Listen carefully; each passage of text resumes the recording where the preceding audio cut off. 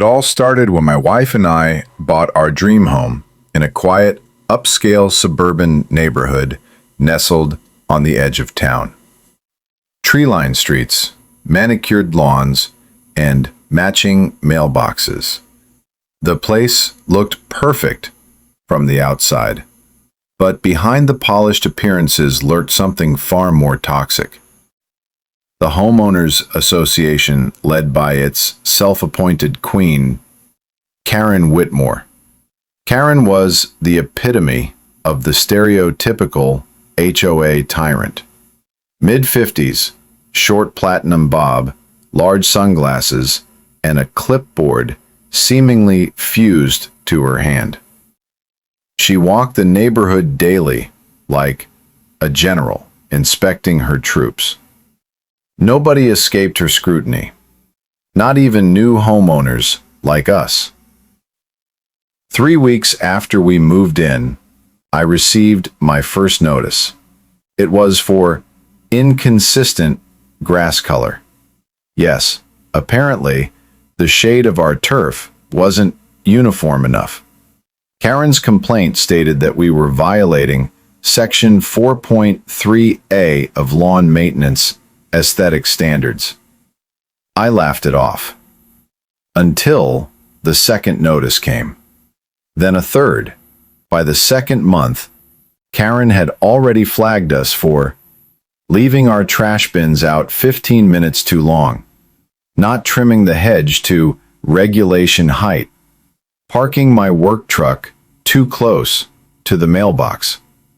But it wasn't until the welcome committee came knocking that things took a darker turn.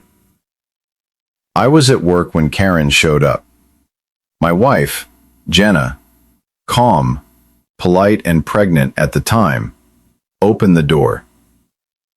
Karen didn't even say hello.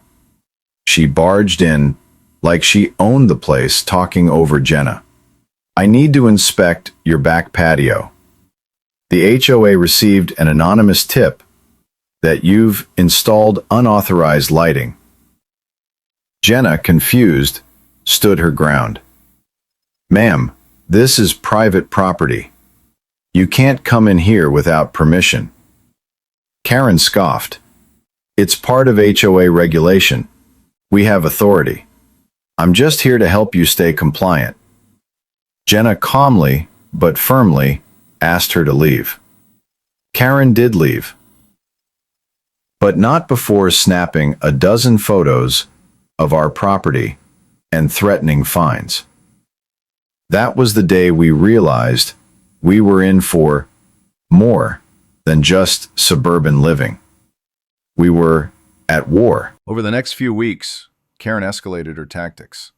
She sent daily notices, stood outside our home for extended periods, and even inspected our property with a tape measure. Once, she stood in our driveway with binoculars, claiming to monitor the safety conditions of our swing set. It became harassment. I installed security cameras and began documenting everything. We had a folder labeled Karen Chronicles.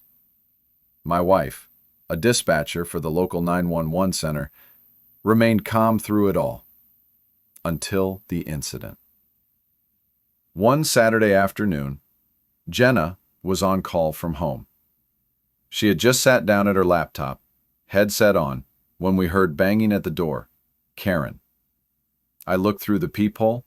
She was standing there in full glory, clipboard, phone in hand, fury on her face. I didn't open. Then, unbelievably, she dialed 911. I could hear her shouting through the door. "Yes, I need police assistance immediately.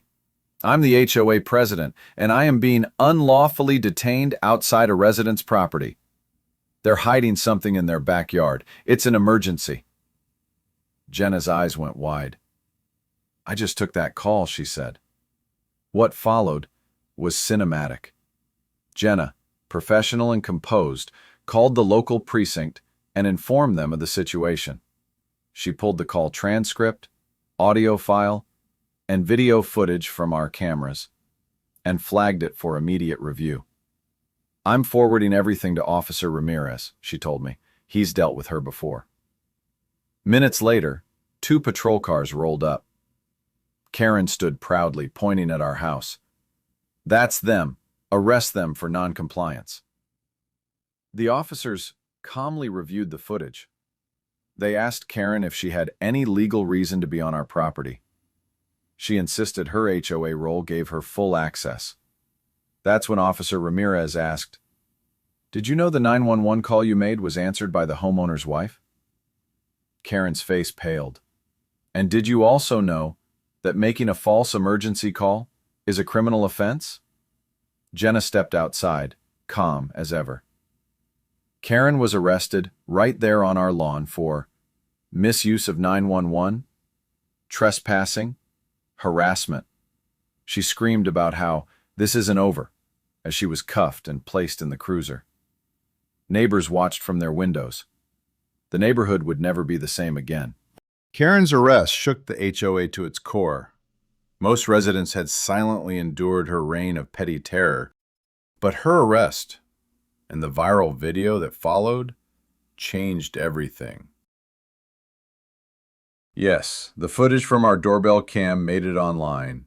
A local reporter covering HOA abuses picked it up, and within days, Karen, the HOA queen, gets arrested was trending. We received hundreds of messages from people cheering us on. Karen, on the other hand, lawyered up and tried to spin the story. She claimed we entrapped her and that Jenna had used her position to retaliate. But the facts, all on video and 911 logs, proved otherwise.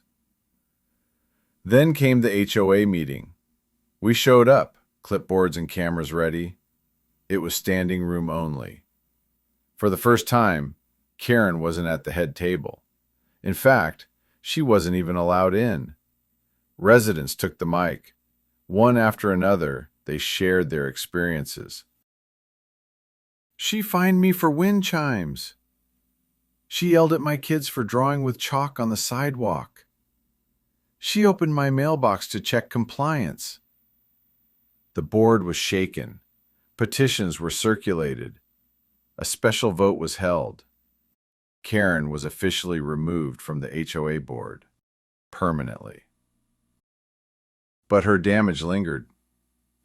In the weeks that followed, she posted rants online, left threatening notes on doors, and even filed a restraining order, which was denied.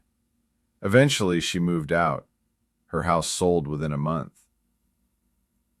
Peace at last returned, or so we thought. One quiet morning, a new family moved into Karen's old home. Jenna baked cookies and introduced herself. A fresh start. That's when the new homeowner handed her a small cardboard box. This was left behind in the attic. It had your name on it. Jenna opened it in the kitchen. Inside was a USB drive, a stack of printed photos, and a handwritten note. I know what you did. The HOA is only part of the plan. You can't stop what's coming. We plugged in the drive. Inside were files, photos of our family, surveillance stills of neighbors, even clips from inside our home windows, dated months back. She had been spying on all of us. One file stood out, Operation Compliance. It detailed her plans to build a private compliance task force to police the neighborhood beyond HOA authority, with uniforms, patrol shifts, and all. Karen wasn't just power-hungry, she was obsessed. We contacted authorities. A full investigation was launched. Eventually, Karen was charged again, this time for unlawful surveillance, stalking, and intent to impersonate law enforcement.